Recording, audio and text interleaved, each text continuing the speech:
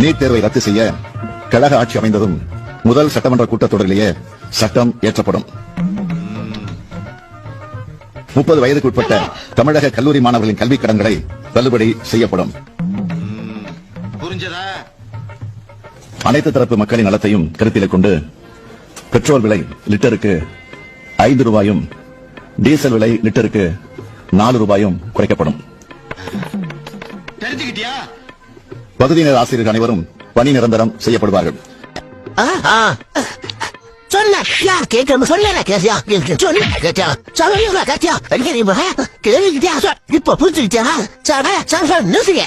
இப்ப என்ன நடந்துச்சு? ஏன் அவனை போட்டு இப்படி அடிக்கிறீங்க?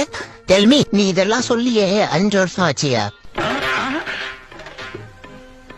நீ ஒரு டுபாக்கூரு. இவனை நம்பாதன்ட்டு இவன் எத்தனையோ தடவை சொன்ன. இவன் தான் உனக்கு தான் ஓட்டு போடுவேன்னு சொன்னான். நீ சொன்னது 1வது நடந்திருக்காயா? இந்த திட்டம் நீ எப்ப சொன்ன தெரியுமா? எலெக்ஷனுக்கு முன்னாடி பிரச்சாரம் பண்ண வந்த பத்தியா அப்பவே சொன்ன. இன்னும் இதே பைய சொல்லிட்டு இருக்க.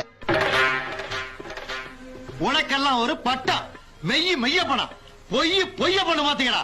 போடா.